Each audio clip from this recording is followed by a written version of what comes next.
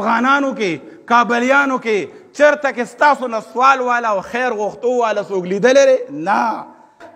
هغه دلته کې بې کوره خلک چې 40 کاله او 30 کاله دی په دې وطن کې تیر کړو، هغه افغانیان زمونږ رونه، هغې سره زمونږ ګڼې رشتې دي، زمونږ سره د ایمان او د اسلام رشته ده. هغې کابلیانو سره افغانانو سره زمونږ د نسب رشته ده، ورورولي ده. هغې خلکو سره زمونږ د مسلمانۍ رشته ده، هغې زمونږ د مسافرۍ رشته ده، هغې سره زمونږ خانداني رشتې دي. هغې خلکو مونږ ته د تجارت چل وښو، هغې خلکو مونږ ته د مسافرۍ چل وښو، هغې خلکو مونږ ته په خوشي بیابان کې د خټو د چوپال او د کور د جوړولو چل وښو، هغې خلکو مونږ ته د عزت په طریقه باندې د ژوند تېرولو چل وښو. نو اوس نن که هغې روان دي نو د 20 روپو شی زه ورته یم په 50 روپۍ راکولې مجبوري ده که نه؟ مثال روان دي، زه هم د هغې د مجبورۍ نه ناجایزه فایده علم. د 20 روپو مثال څاروی دی، څه شی دی، زه په 50 روپۍ باندې غواړم. دا اسلام مونږ ته دا نه دي ښولي. اسلام خو مونږ ته دا وایي چې د ورور باندې مصیبت دی، که کم سیز د هغه د کم قیمت دی 2 ولا سیوا ورکه.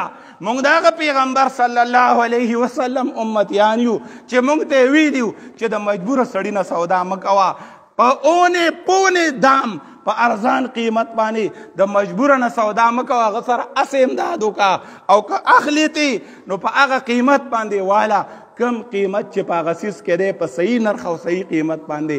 نو نن مونږ دا معامله ده، دا د مونږ ورورولي ده. لر او بر او یو افغان دی ته وایي چې د دې خلکو او خوشحالیږو به، زه وایم ټیک ده، خو د دې خلکو د رخصتېدو په عزت باندې، په حیا باندې. بله دا خبره ده چې څوک به په بهر ملکونو کې دي خلکو کې، څوک به دې ملک یو ځای بل ځای غوړېدلې تجارت یې دی. ته سوچ وکړه که زه او ته او زما ښځه او ستا ښځه مونږ باندې دا ورځې راغلې وي، مونږ ځان راټینګولی شو، مونږ تجارت روانولی شو، مونږ د خټو کورونه جوړولی شو.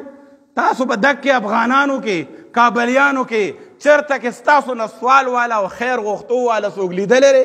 نه. د محنت او تجارت په لار باندې لاړو، او چې ګټې وکړي نو وی دلته راغلي دي او دی وکړه هغه یې وکړه. نو هسې چا نه یې غلا نه ده کړې چې ګاډي واغسته، غټ غټ کاروبارونه یې وکړو، نو خو تجارت یې کړی دی، محنت یې کړی دی، کړو یې کړی دی. نو ستا ورسره ولې بنیتي ده؟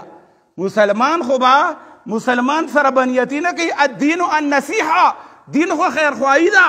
صحابه وې څنګه خیرخواهي؟ نبی علیه الصلاة والسلام به عام مسلمانانو له به خیر د خیر د عام مسلمانانو په خیر به خوشحالیږي. نو نن چې دغه خلک روان دی نو هغې سره مینه نه کوي، او مینه ستا سپین پټي سره ده.